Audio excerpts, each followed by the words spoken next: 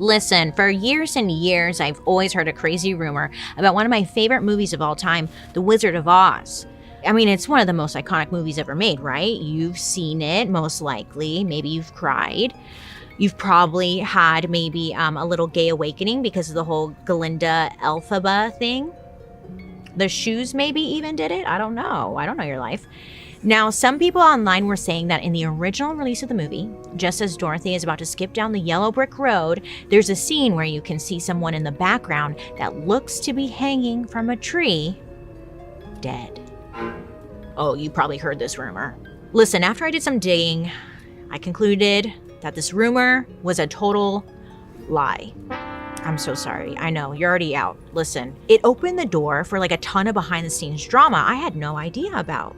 Because The Wizard of Oz might look like a sparkly, just beautiful fantasy, but behind the scenes, when they were like making the movie, things got dark. People were getting rushed to the hospital, there were near-death accidents, starvation diets, physical abuse, and poisonous snow. Now, this movie came out in the 30s, and to this day, we still hear rumors about The Wizard of Oz. I mean, they just have never stopped. And you know what that means? There's gotta be some kind of truth within the rumors, right? So today, we're following the yellow brick road all the way backstage to set the record straight about the actors, the makeup, and the learning lessons, shall we say, behind the movie that changed Hollywood forever. So grab your oil can, because this one's gonna get pretty wet, pretty wild. Welcome to the dark history of The Wizard of Oz.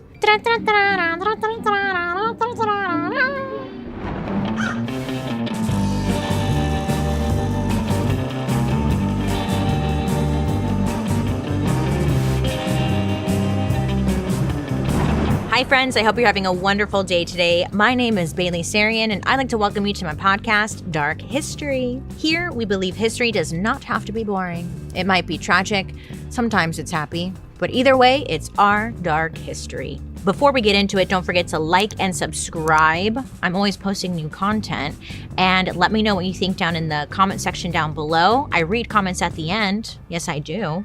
Now, let's get into it, shall we? Obviously, if you're watching on YouTube, you can see that we dressed up. Dorothy, of course. Wicked Witch. Paul. I'm sorry. What's your name? Joan. Wicked Witch, Joan. And then we have Paul as Glinda. Is it Glinda? Or just like toddlers and tiaras? But either way, I love it. We look great, don't we? I know. I love The Wizard of Oz. Growing up, if you have kids at home, you know how kids like to watch the same movie over and over and over again? When I was visiting my nephews, it was Trolls 2. I watched it 5 times in one day with them, and I was going mental. Well, for me, growing up, it was The Wizard of Oz. When I was a kid, I watched it all day, every day. I was Dorothy. You can't tell me otherwise. So I love this movie, okay? I just had to let you know. Anywho, listen, we found some secrets though. Here's the thing, when The Wizard of Oz came out in 1939, it actually didn't perform very well. Oh, yeah, I know. I was like, what?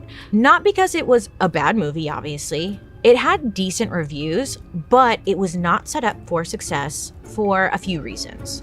First of all, the budget. So the studio that made the movie was MGM. And MGM had a budget of about $2.8 million to make this movie, which in 1939, $2.8 million was like you could buy a small country for that price. In today's money, it would be over 60 million. And listen, this was like for what they were considering like a children's fantasy musical, which was a very niche genre.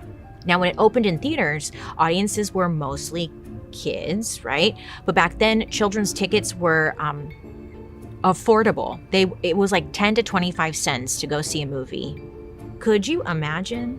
What that means is that they were never going to make, the money back on kids' tickets alone. So MGM dumped money into like a huge promotional campaign to get adults to go and see it, Now Now they were thinking, okay, listen, like maybe we'll make up a lot of the money in international sales. But, that was not the case because someone stopped The Wizard of Oz from premiering in Europe. Any guesses? Joan? No, not Charlie Chaplin. Similar mustache, though. It was Hitler. Yeah, I know. He ruins everything, man. So talk about bad timing. Germany invaded Poland in September of 1939. And literally days after the movie's US premiere, World War II started up. So, yeah, Europe was on fire. Movie theaters across the continent either shut down or stopped showing American movies completely. Obviously, they were focused on something else. So the movie didn't turn a real profit until it was re-released in 1949, 10 years later. This worked out, okay? Because now people were ready and people became obsessed. Then, starting in 1959, The Wizard of Oz aired on television once a year. Now, this was like a new concept, and studios were nervous about TV when it first came to be a thing because it was brand new, and they were thinking that, TV's probably going to kill the movie business. So, MGM, given props for this, kind of like thinking ahead of the game here, they licensed The Wizard of Oz to CBS, and they were like, let's just try this out and see how it does. Like, could a movie work on TV? So the first airing on television happened on November 3rd, 1959. And once again, it was a hit.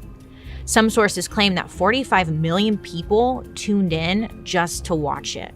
So that's a lot of people. And CBS was like, let's do that again, run it back. And they made it a yearly tradition. For millions of people, this made The Wizard of Oz their favorite movie. Now, when The Wizard of Oz was on TV, this was like a special occasion. Families planned their whole evening around the show coming onto TV. Kids, got to stay up late, you popped popcorn, you gathered around in the living room, in front of TV, and you would watch The Wizard of Oz and enter the little magical world of Oz. I mean, it wasn't just a movie, it was the movie. Now, listen, great, we love the movie, but The Wizard of Oz was also pretty revolutionary from a movie perspective. First of all, I've got 2 words for you. Or it might be 1 word. Technicolor. Oh, what's that? I don't know. Okay, well, Technicolor was the first major color film process in Hollywood. Now, before that, most movies were black and white. A few were in color, but nothing was like Technicolor. Because Technicolor used 3 separate film strips, red, green, and blue. And then they combined them into 1 full color image. Essentially, this gave movies a hyper-saturated, dreamy, almost painted look.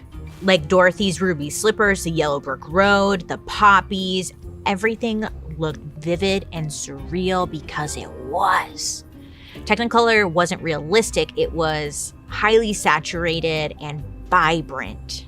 I mean, this is the first time people are seeing something like this. It was incredible. So not only did Technicolor make The Wizard of Oz legendary, but also the drama, the theories, the chaos, all of that.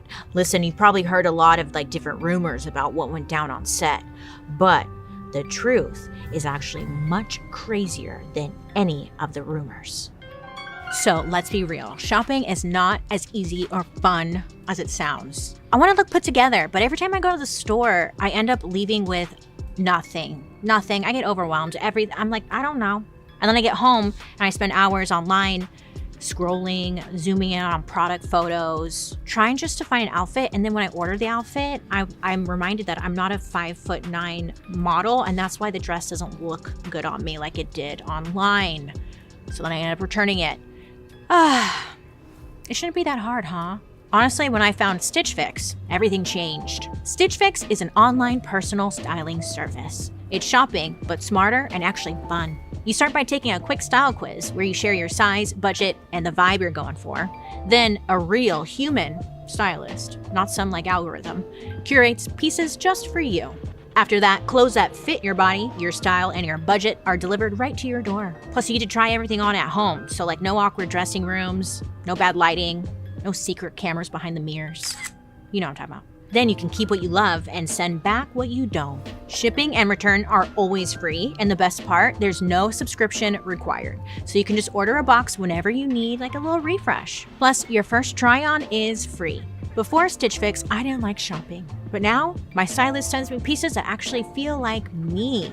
Yeah, I mean, everything fits, everything works. And I don't have to like waste hours scrolling or guessing or returning, you know? Save time, and best of all, you just kind of enjoy like shopping again. Get started today at stitchfix.com/darkhistory to get $20 off your first order. And they'll waive your styling fee. That's stitchfix.com/darkhistory. So part of the lore around The Wizard of Oz was that it had memorable everything. The music, the costumes, the set. Incredible. The quotes. Auntie Anne, Auntie Anne. Love that part. Every time I'm in front of a door and it's locked, I'm always like, Auntie Anne, Auntie Anne. I quote The Wizard of Oz a lot in my life. But, you know, there seemed to be like a cursed production. Now let's start with my favorite subject, the makeup.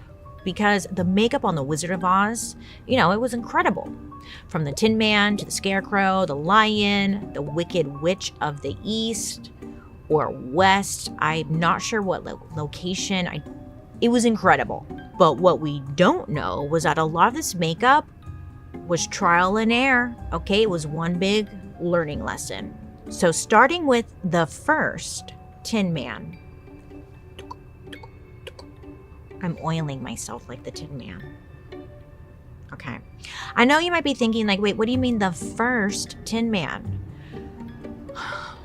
Listen, originally the role was supposed to be played by this guy named Buddy Ebsen, who, fun fact, became famous later on the Beverly Hillbillies. Did you ever watch that? I watched that too, yeah. Didn't age well. So for the Tin Man, the makeup department used face paint, clown white face paint, the type of makeup used by circus clowns. And then what they would do is dust aluminum particles on top of that, and it would like stick to, you know, the face paint. And this gave Buddy that aluminum look. So they're doing that, right? And it's working. It looks great. But over the course of filming, you know, touch-ups have to happen. So Buddy was dusted many times.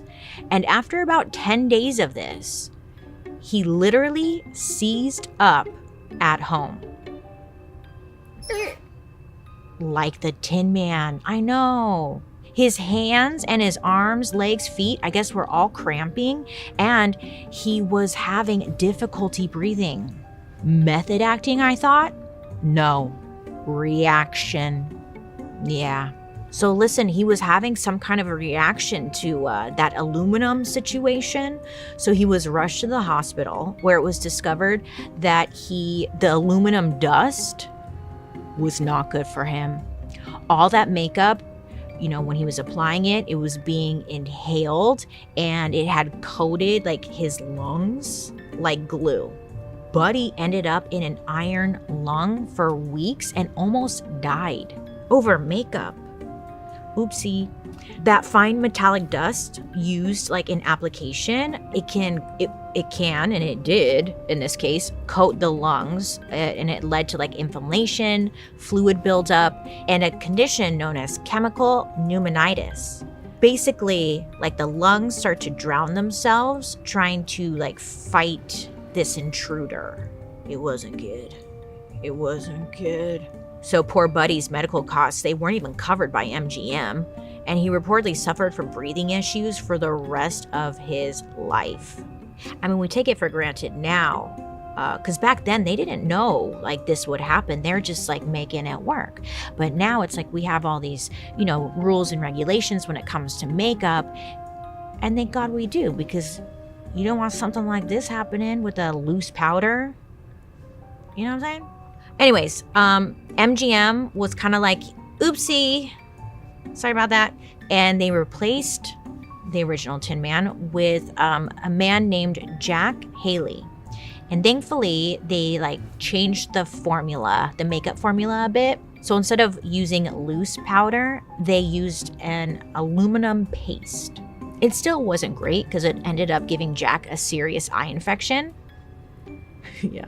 So if you actually watch the movie, now that they got like all this 4K and stuff, you can see, if you look in his eyes, one of his eyes is like irritated and red.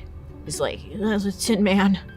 But listen, like that's not that bad compared to everyone else. Well, is it? That other guy ended up in an iron lung, so I recant that statement. But the Tin Man, that was just the beginning, okay? Now, the Wicked Witch was played by the absolute icon Margaret Hamilton, and her green skin was not CGI or anything like that. It was a green grease paint that was copper based. Again, they didn't know. Trial and error, okay? Turns out it was toxic, okay? So it was hard for her to like eat safely on set because like even if she got a little bit of that paint in her mouth, it could cause severe internal damage.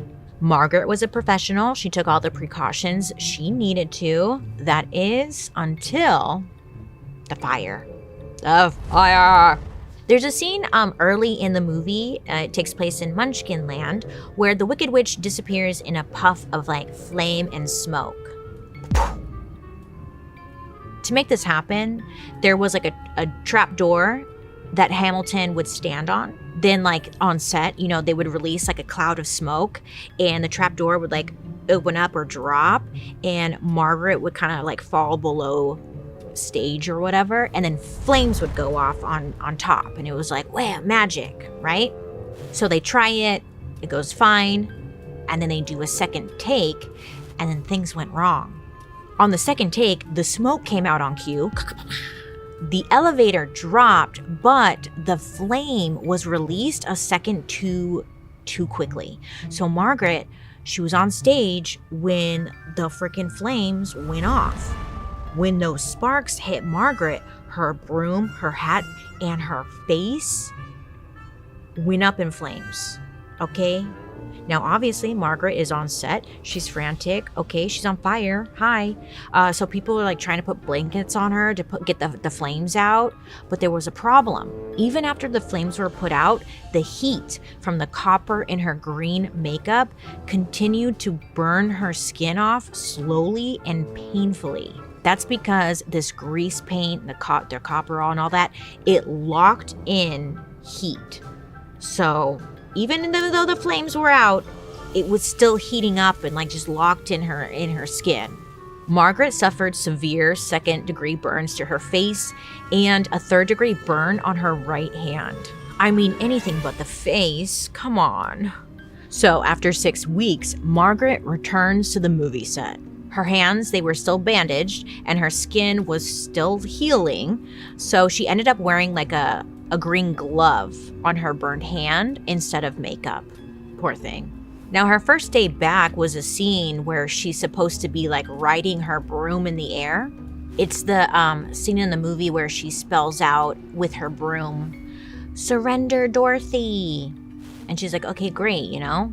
That morning, a production assistant comes up to her and was like, hey, so do you want your regular costume or your fireproof costume? And Margaret was like, why would I want a fireproof costume? I'm just like riding a broom, right? Right? So he explains that, yeah, you're gonna ride a broom, but the broom's gonna have smoke come out of it. So just wanna let you know. So again, Margaret is in full like flammable, toxic green makeup near fire once again. So she puts her foot down. She tells him, I do not want to be near fire. Did you not just see what happened? Like, what are you thinking? Now, of course, you know how it goes. Anytime you try to speak up for yourself, people are like, don't worry. No, don't worry. It's a very simple shot. Everything is going to be fine. The flames are coming out behind you. Like, don't worry. All you have to do is sit on a broom. That's all we're asking. You know, she's like, I don't know. So for this scene, she would be like 10 or 15 feet in the air. And she'd be sitting on like a steel saddle, okay? And you In the movie, you can't see it because her costume is covering it.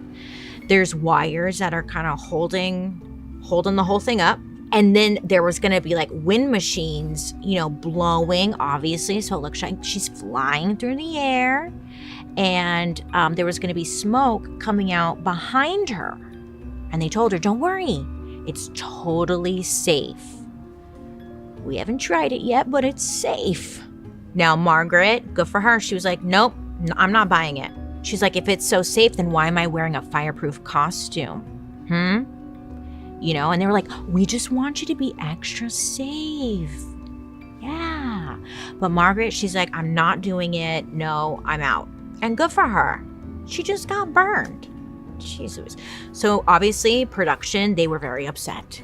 And they even threatened to tell the head of the studio that Margaret was refusing to cooperate. And then Margaret tells them if they were in her shoes, the studio would be in the biggest lawsuit of their life. I imagine her being like Faye Dunaway in Mommy Dearest. Don't fuck with me, fellas! This ain't my first time. Don't fuck with me, fellas!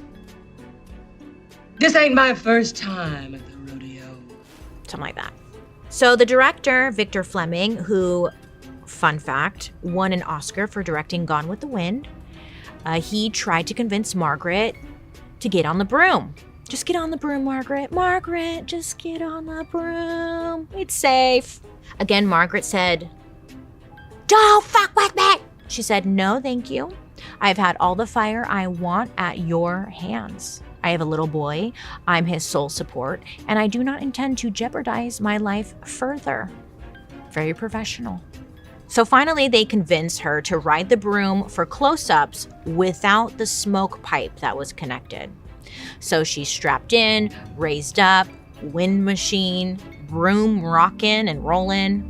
She does her performance, the cackles, all that stuff. They get their footage, great, boom. But MGM, they still wanted someone in the air riding the smoke broom. So they decided to get a stunt double for Margaret named Betty Danko. So Margaret sees Betty getting into her costume, and she goes up to her and she's like, are you doing the broom shot? And Betty was like, well, yeah, I mean, I'm getting paid for it. And Margaret said, quote, I hope it's worth it, dear. So Margaret goes home. She's sitting there. Poor thing probably has some creams on to help with the burns. And less than an hour after she gets home, the phone rings. Bling, bling, bling, bling, bling. Hello? There's been an accident. An accident on the set of The Wizard of Oz. After a long day researching, writing, filming, sometimes I get home, well, a lot of the times I get home exhausted. Then I open the fridge and I look inside and it's like, oh, great, I have ketchup and an onion. Cool, love that. And I don't want to order delivery because then I feel lazy and it's super expensive. And then I'm just like, so I'm just gonna starve or eat the onion?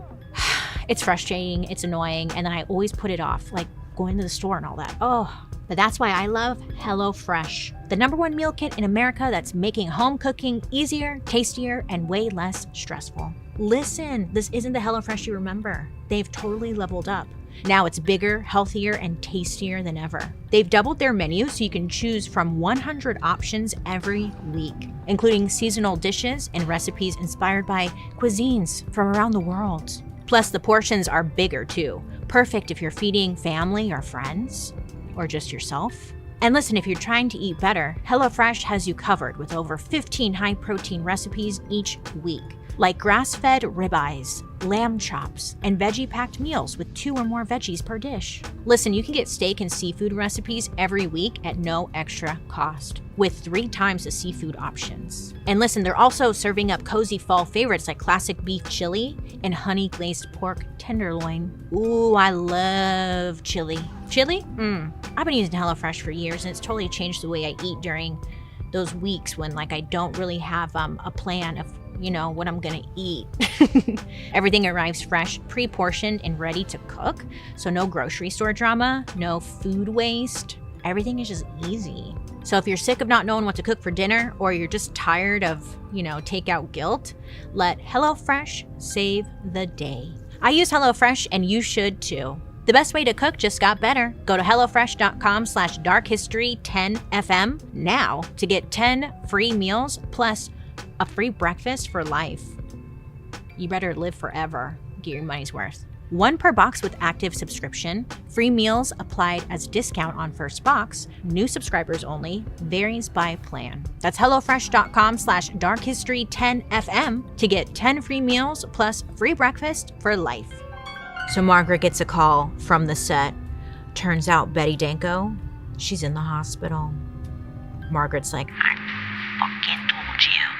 Betty's experience on the broom that day was almost an exact replica of what happened to Margaret earlier. I guess the first 2 takes worked perfectly, but then the director, Victor Fleming, he didn't like how Betty's cape was pinned down to like hide the smoke pipe. So they moved the pipe and had it remounted kind of like more directly beneath Betty's body. And then they covered the contraption with asbestos just to be safe. Now, we all know asbestos, what are you doing? But they didn't know back then, okay? But asbestos provided insulation, meaning it was not flammable and it kept things cool, which is why they put it over the smoke pipe to keep anything from catching on fire. So they thought, But on the very next take, the pipe exploded under the saddle.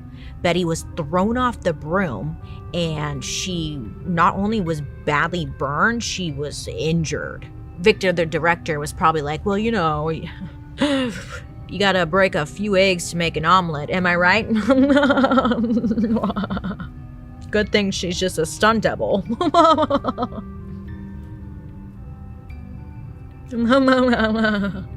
So Betty ends up in the hospital, just like Margaret Hamilton.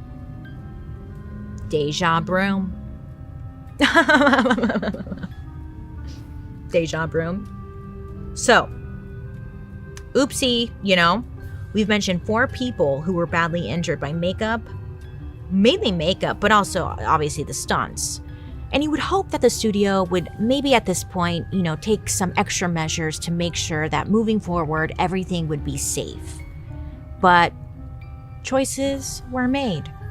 So after the explosions, the fire, the hospitalizations, you'd think they might calm things down on set, but of course not. So now we're entering the scene in the movie where everyone is in the magical poppy field and they get really sleepy and they, pass out. It's so dreamy, beautiful, cinematic. But oopsie. So I guess back in the 1920s, people were using cotton to recreate fake snow on Christmas trees and on movie sets. But then in 1928, firefighters made an announcement that putting cotton and stuff on the trees made them extremely flammable. So Hollywood panicked and they're like, oh no, what are we gonna do? And decided, they needed to figure out a different way to do snow. So they tested salt, flour, they painted cornflakes, tried that. Salt you can't see. Flour, I don't know what happened there. Probably just looked powdery and weird. And then the cornflakes were too loud, literally. The actors would be talking and walking, and all you would hear was crunch, crunch, crunch, crunch, crunch, crunch, crunch. If anyone was moving on set, so it wasn't working. So instead, they went with chrysotile asbestos. So, the asbestos was soft, it was white, and it looked just like real snow. The best part about it didn't burn, it wasn't loud, and it just worked. Yay! Yay, we did it! Asbestos snow was actually so popular in the 30s and 40s that everyday people were buying it in bulk to decorate their Christmas trees at home with it. You'd be like, let's add snow to the tree. But at the time when they were selling it to the everyday person, they kind of had some interesting names that sound like low-key something you would buy off the street. It was called Snowdrift and Pure White. You buy it and then you would add it onto your tree or wherever. It was exciting, it was fun, and it looked good. Who doesn't like a pretty tree? Anyways, in the poppy scene, you see all the characters laying down in the poppies, and that's when, production, however they did it, they dropped the snow, aka asbestos. So everyone's just like doing their part acting, and they're inhaling and breathing in this chemical. Yeah, not great. And we don't know how many takes they shot of that scene, but I imagine it wasn't just one. Here's the thing. That beautiful, magical asbestos is now known to cause a horrible cancer called mesothelioma. So, they didn't know that yet. They just thought it was cute snow. Basically, when you breathe it in, it's like tiny shards of glass. It shreds your lungs slowly, and it never leaves your body. And asbestos wasn't just in the snow. I mean, it was all over the set. The man who played the Scarecrow, his name was Ray Bolger, and his suit was actually made from asbestos, specifically for the scene where the Wicked Witch sets him on fire. And his arm catches on fire, and he's like, They just used it for everything. They didn't know. They didn't know it was bad. Not yet. And I know some of you at home might be thinking, well, at least I hope they got paid well, at least. Hopefully they got that. Well, Toto was. But for everyone else, honestly, I don't know if it was worth it. Especially if you were cast as a Munchkin. I don't know about you guys, but I was very curious about those who were cast as a Munchkin. And based off my quick research, I read about how the actors cast as Munchkins were, the rumors were that they were wild, they were a horny group who liked to get drunk, throw crazy parties, have sexual relations in stairwells, and needed to be wrangled by the police with literal butterfly nets. And I was like, this can't be real. No. And if you haven't heard those rumors, well, now you have. I mean, that's what people said. The truth was that MGM brought in about 124 little people to play the Munchkins. Most of them came through a guy named Leo Singer, who had a troupe of dancers and actors called, quote unquote, Singer's Midgets. That's what he called their group. He was like their manager, essentially, but it was controlling. It was very much like, hey, you guys belong to me. I own you. I'm gonna rent you out, and then you give me the money. Okay, that's the deal. I'll give you some money, but I get most of the money. Okay, great. So most of these performers, they were from Germany and Austria. So almost none of them spoke English. So a lot of them were already at a disadvantage because this singer guy, he was doing all the negotiations, their manager on their behalf. And they were just told don't worry, you'll get your cut, Now they were promised money, a hotel, a few weeks of work on a big movie. So to them, this sounded great. I mean, a lot of these performers had never been in a movie before. They'd only been on stage. Hollywood? Who would say no? Well, it turns out a lot of them never actually saw their full paychecks because that singer guy kept a portion of it. A good portion. Of course he did. Each actor was paid about $35 to $50 a week. If they complained, hey, where's my money, they were told, hey, you should be grateful.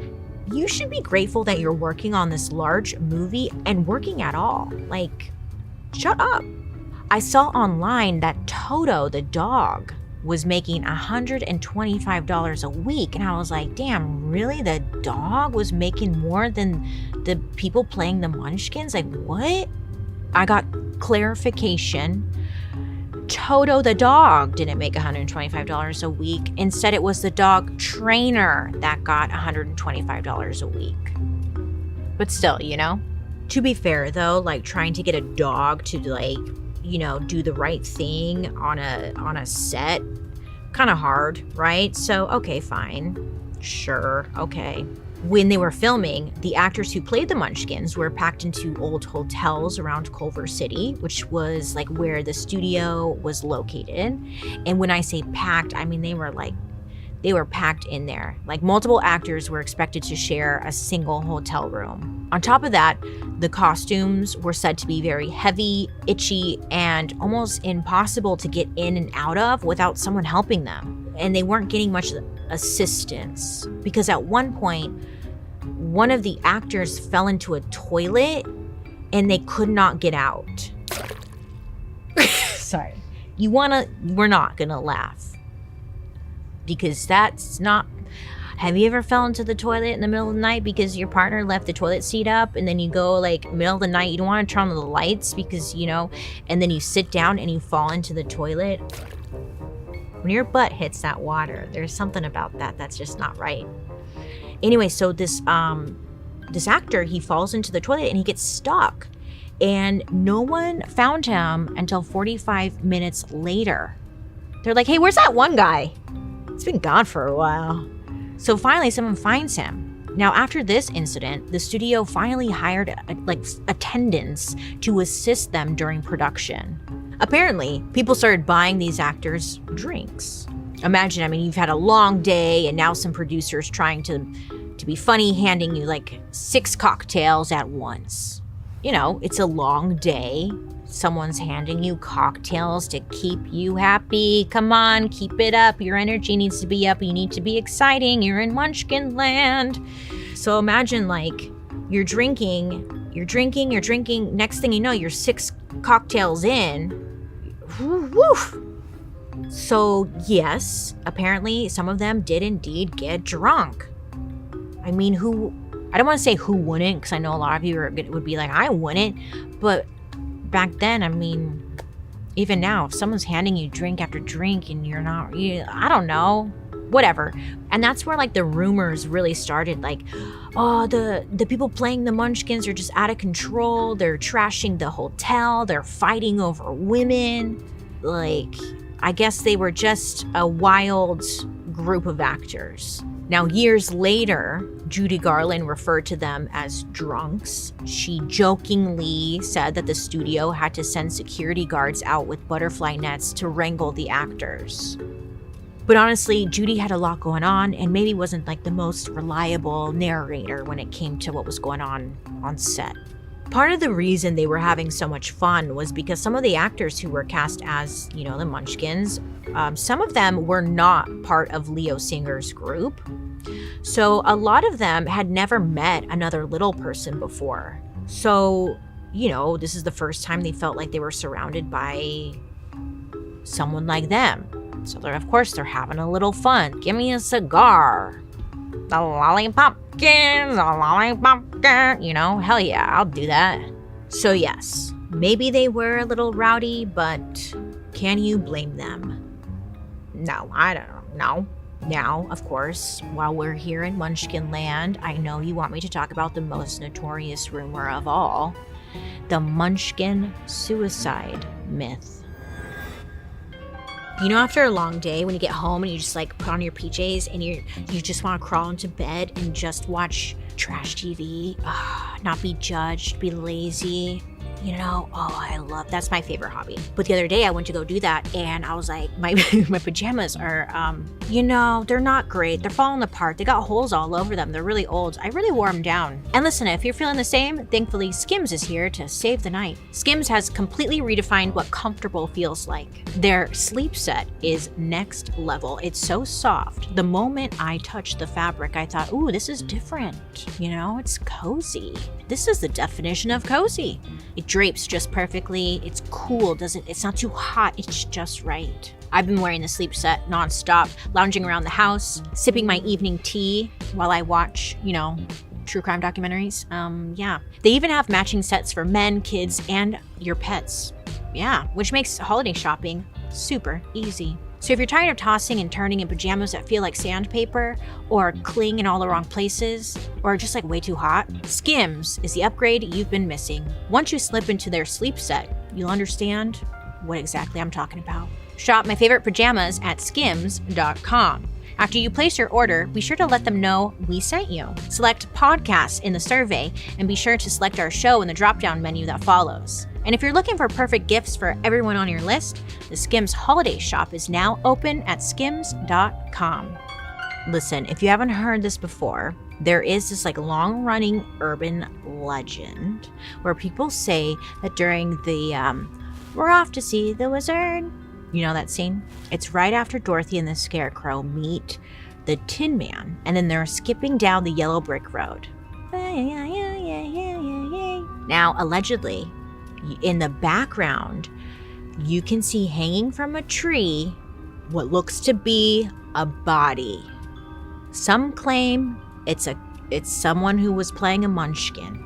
Yes, allegedly, the rumor is that an actual cast member took their own life, hanged themselves from a tree, and it was caught on film, and like no one saw it in the final edit or whatever, and it's just been left in, or it was left in.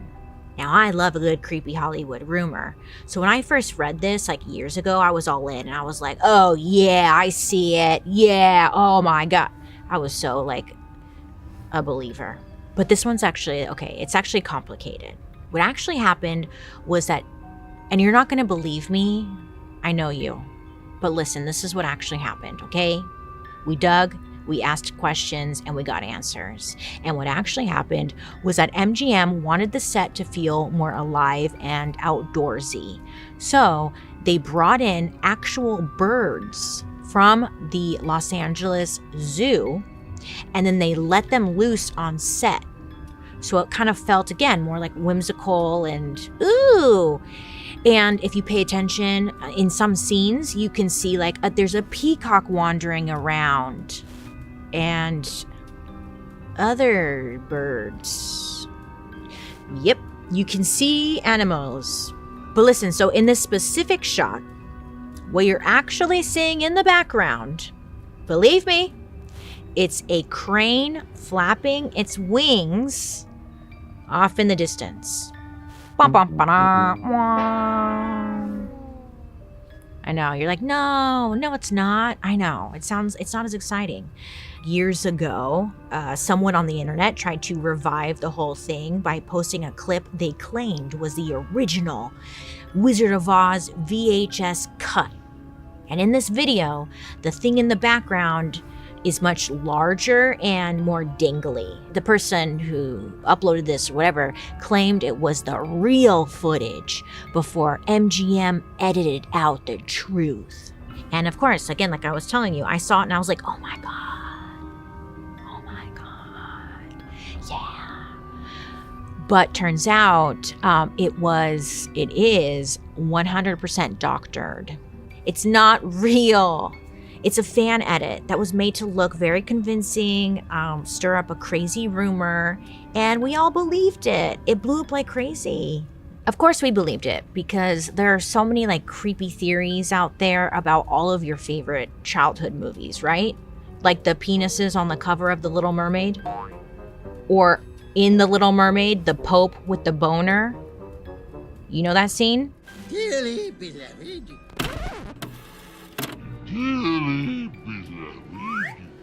Someone drew in a boner on the Pope when the Little Mermaid and Eric are getting married. The Pope has a boner. The Pope had a boner.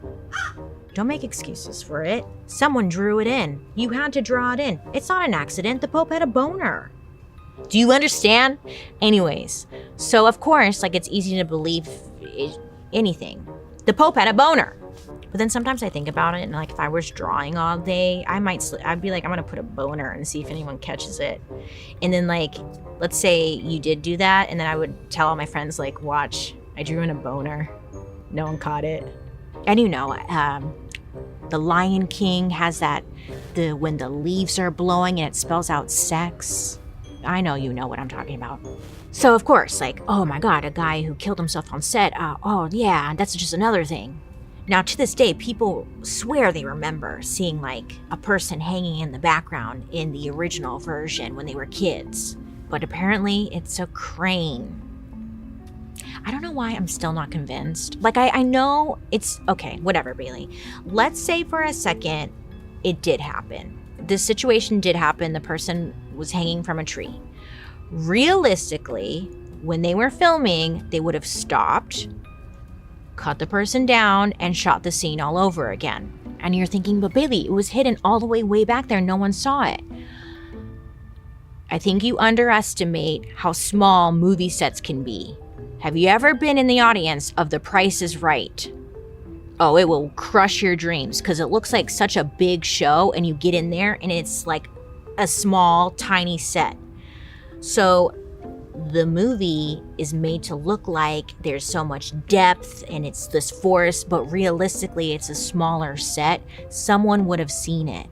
And then on top of that, the trees, they were props. And a lot of them back in the day, back in the day with classic movies, they would hand paint the backdrops. So a lot of them are just painted in, but most of all, the trees, they were made of foam, wire, and paint. So even if you did try to hang yourself from the tree, it would fall apart. It wouldn't even be able to hold anything up. I know, I'm sorry. Debunked. Stamp of debunk of approval. I don't know. So the official explanation was that it's a bird. Yes.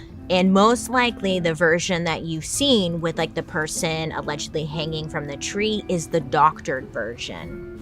I know. You want to believe. I'm so sorry. It's a bird. Now, of course, you know, the most notorious rumors that came from The Wizard of Oz centered around their star, Judy Garland, aka Dorothy. Poor Judy. You know when you have an amazing idea for a business in the middle of the night and you're like, yeah, I'm gonna do that. That's such a good idea. But then you realize, like, where do I start? What's step one? You know, these days, you have to have a strong online presence, especially when it comes to your business website. But DIYing a website can be intimidating. You know, it's not that easy sometimes. I don't know. I remember like MySpace coding, but it doesn't help. But thankfully, Squarespace is here to save the day. Today's episode is sponsored by Squarespace. Squarespace gives you everything you need to bring your business or your creative chaos to life. With Squarespace's cutting-edge design tools, you can create a website that actually feels like you. Their Blueprint AI website builder asks a few simple questions about your vibe and goals. Then you get like a fully custom premium quality website in minutes. No MySpace coding, no stress. No like, I'll figure this out later, I'll do it later. Just drag, drop, and admire how good you look online. And for businesses offering services, whether that's like consultations or live events, Squarespace has everything you need to offer services and get paid. You can showcase your offerings, schedule appointments, send on-brand invoices, and even accept payments all in one place. It's professional, seamless, and so easy. Before Squarespace, for many people, building, a website online can be really confusing. But once you switch to Squarespace, not only will your website look beautiful, but it will be easy to navigate and update as well. So if you've been putting off creating your website because it feels very overwhelming, don't. Check out squarespace.com/darkhistory for a free trial. And when you're ready to launch, use offer code DARKHISTORY to save 10% off your first purchase of a website or domain. Apparently, Judy was not their first choice to play Dorothy. They originally wanted Shirley Temple, but Shirley Temple had other obligations. So they brought on Judy Garland. And when they brought her on, they reminded her that she was like their second or third choice. Like they told her this, put her in her place a bit. So, poor Judy, she shows up and they're like, fine, we'll take Judy. She's so gross, whatever. And then they immediately try to like turn her into Shirley Temple anyway. At least in the first version of the movie. I say the first version because there were 5 different directors who worked on this movie. I know. Victor did most of the directing work, so he's the one who got like the official credit. But the first director put Miss Judy Garland in a blonde wig and, they wanted her to look like Shirley Temple. They put caps on her teeth because they didn't like how her teeth looked. They put nose discs in her nose, and what that would do is give her a more like rounded, youthful nose. You can still buy them today. Nose discs? I looked into them because I was like, what is that? And you insert them into your nose and it gives you more of like a little button nose.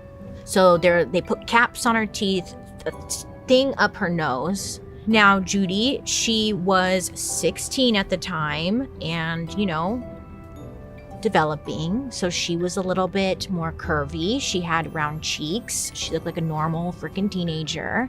But in the book, The Wizard of Oz, Dorothy was supposed to be 12 years old. 12 and 16 don't sound that far apart in age, but some develop more than others. So they should have maybe hired a 12-year-old. Instead, they picked Judy, who was 16, and she looked different.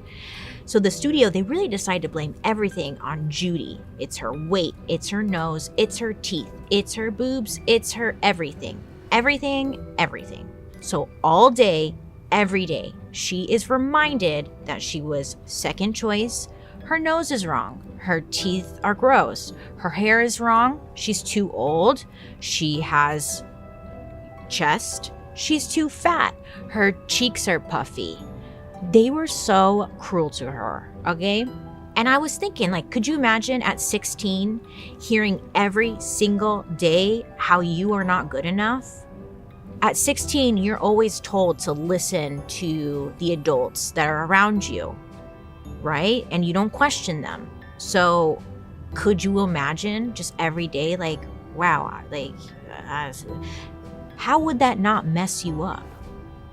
Yeah, okay. So I don't know why they picked on her so much. Why didn't they just hire someone else then, you assholes? But at a certain point, it was decided that Judy, she was too fat. And if you look at her, you're like, bitch, where? But they're like, she's too fat. So they put her in a corset and they try to snatch in her waist. They try to flatten her chest because she was growing breasts. And they wanted her to look more like she was a 12-year-old. Listen, it was said that all anyone could talk about was how fat Judy was. Studio executives literally called her the, quote, fat little pig with pigtails, end quote. It's so sad. So MGM, they put Judy on a mandated diet. She was only allowed to have black coffee, chicken broth, lettuce, and cigarettes at 16. And because she was filming for crazy long hours every single day, they needed Judy to have energy. Now to you and I, we're like, yeah, great. So just give her some protein, feed her correctly. She'll have energy. No, of course, no. They're not going to do that. This is where it gets controversial. Now, the rumor was that Judy was given pep pills, aka amphetamines. These were given to her to help, keep her up and awake on set. Some people say the studio gave her these pills, which was very common in Hollywood at the time, and, just casually passing them out like Tic Tacs. You're tired? Here. You yawn? Here. You're hungry? Have another one. You're, I'm bored. Here, have another. The same year Judy worked on The Wizard of Oz, she was also filming another movie called Babes in Arms. Babes in Arms? And apparently, both Judy and her co-star, Mickey Rooney, were pushed to the breaking point on set. Now, other people say Judy's dependence on amphetamines and barbiturates started even earlier in her career. Wizard of Oz wasn't her first film. She had been acting for quite some time. So, some say that her mom was actually the one giving them to her.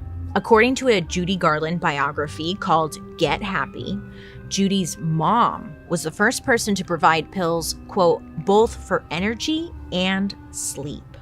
And the craziest part, according to this book, Judy was only 9 years old when this started. Apparently, Judy and her mom did not have a great relationship, and she actually called her mom the real wicked witch of the West. That's so sad. So she doesn't have anyone around her who's actually supporting her and there for her. Honestly, this is next level stage mom, right? You watch Toddlers and Tiaras. When the moms give the kids the pixie sticks? Yeah, it's like that, but way worse, right? Paul has been in many pageants. And yes, maybe when I do his hair, makeup, tanning, dress him, I do maybe give him the pixie stick a little bit because he's got to get it together, Paul. We'll do anything for the crown. Honestly, though, I have thought about it. Like, the only reason I would want to have a kid is so I could put them in pageants. I would be a stage mom. Not like to this extent, but I love the idea of like the makeup, the hair, the dresses. I would like help them do the dances. And then you would see me in the back like, honey, honey.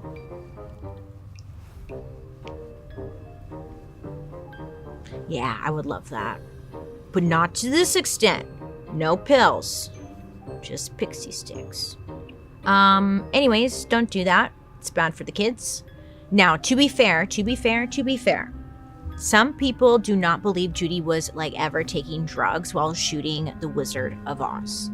But the sad truth is that it must have started pretty soon after if it wasn't happening already, because she gave us that direct quote when she was filming that other movie, which happened like when she was filming The Wizard of Oz,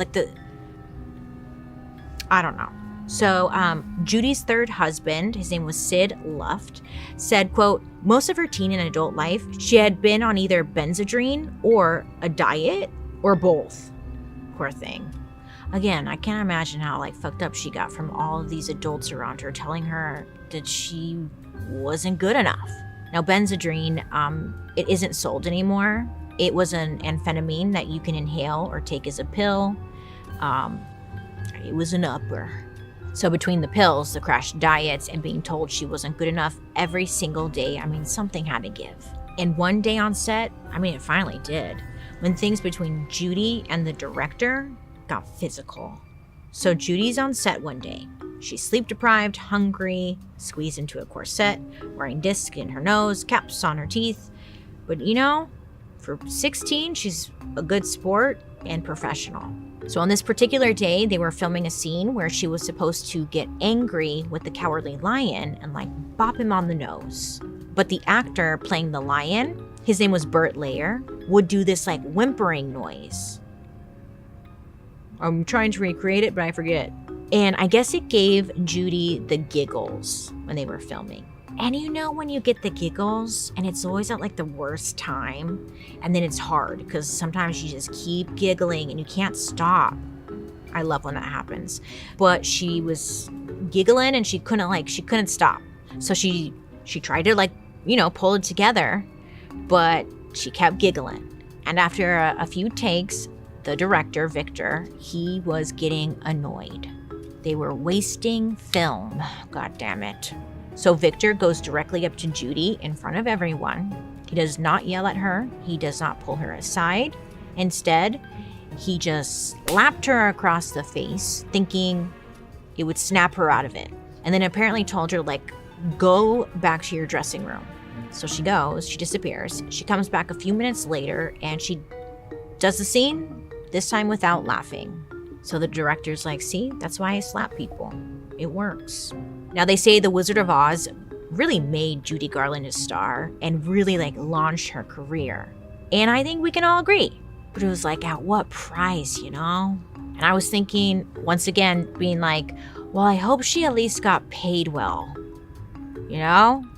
Not that it makes it better, but I hope she at least got paid well. She had to. She was the star of The Wizard of Oz. So I'm guessing she probably made millions, right? No.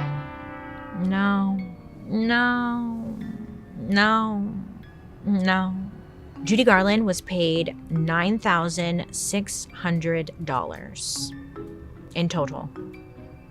Period. Yep.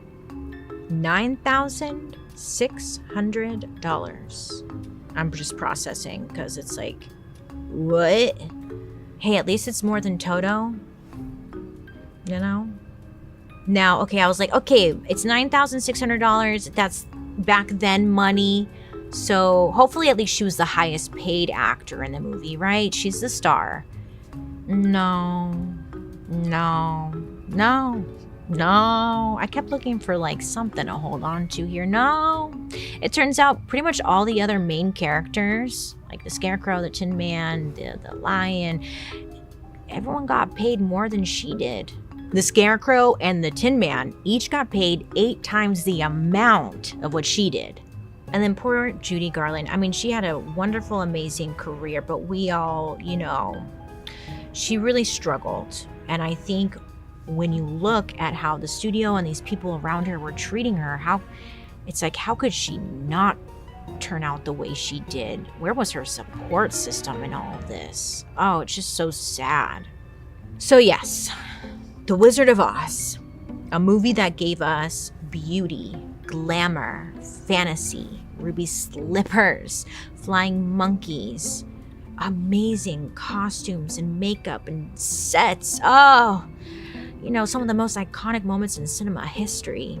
And behind the scenes, at the end of the day, it was a big learning lesson.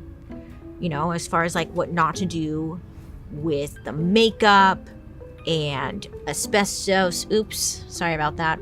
The fireballs, the malfunctioning trap doors, the pills, the paint, the poppies, the powder, the slapping, the body shaming. I mean, honestly, it's kind of a miracle this movie ever made it.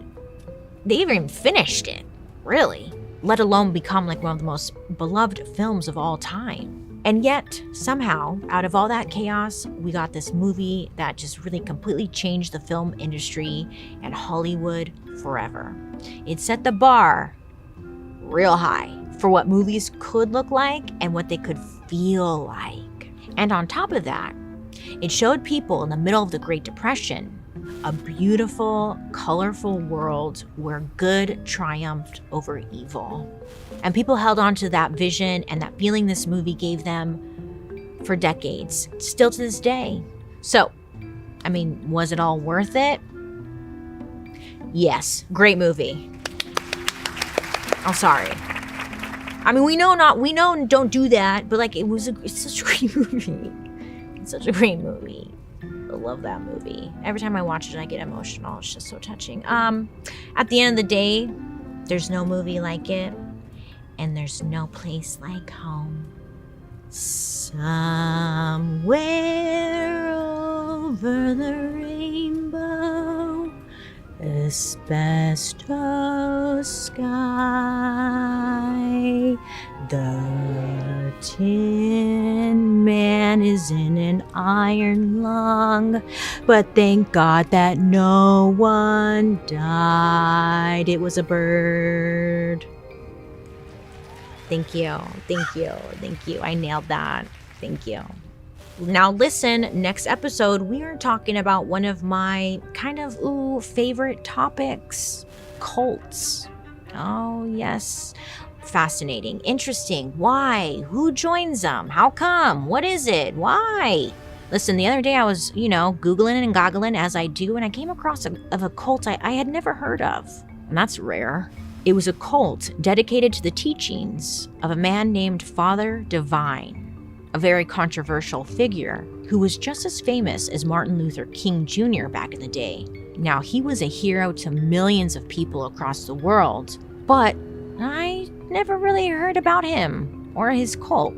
And the most fascinating part of all, Father Divine inspired Jim Jones of Jonestown. It's wild. I can't wait to hear your reactions to it, so join me next episode as we talk about the strange, important, and wild life of Father Divine. By the way, we're dark next week, so there won't be a new upload, but our next episode about Father Divine will be back on November 26th, which is my birthday, so you better wish me a happy birthday in the comment section. Thank you so much. Now, I would love to hear your guys' reactions to today's story, so make sure to leave a comment down below so I can see what you guys are saying, and your comment might even be featured in a future episode. Now, let's read a couple of comments that you guys have left me.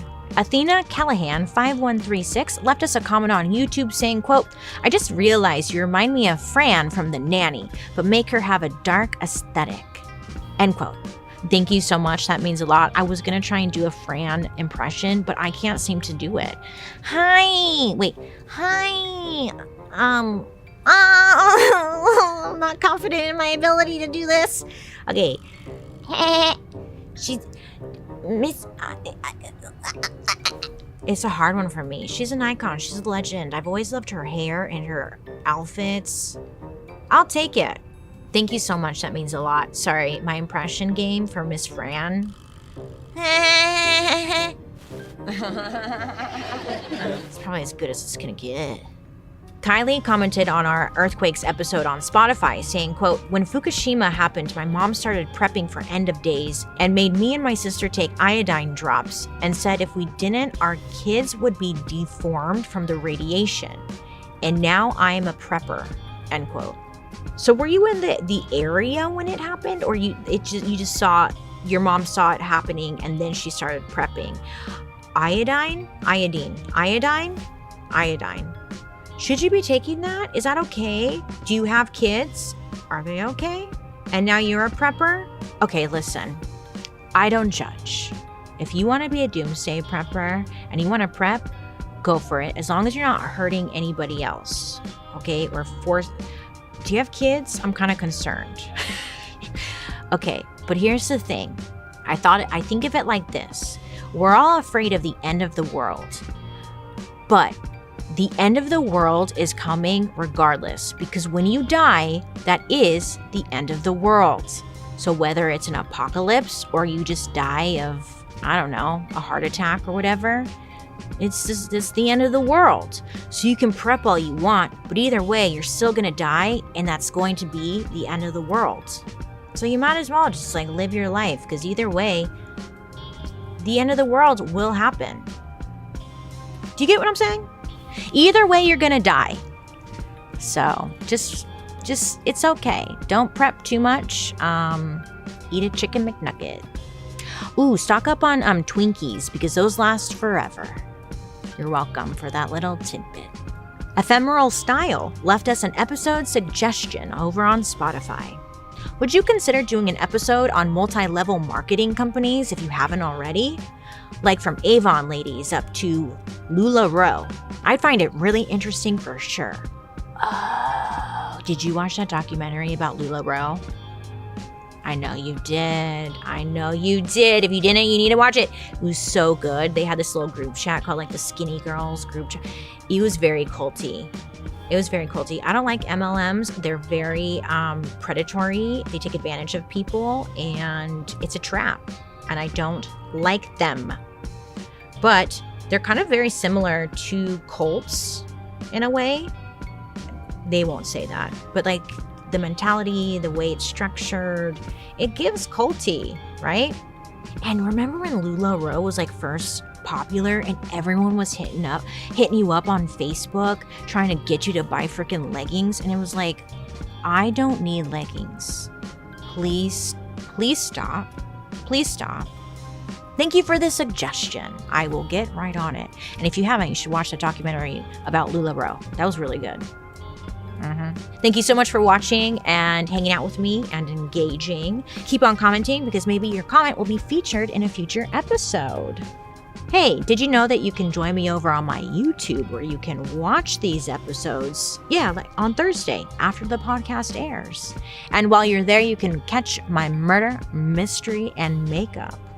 Don't forget to subscribe, because I'm always here for you. And if you didn't know, Dark History is an Audio Boom original. And I'm your host, Bailey Sarian. I hope you have a good day today. You make good choices, and I'll be talking to you real soon. Goodbye.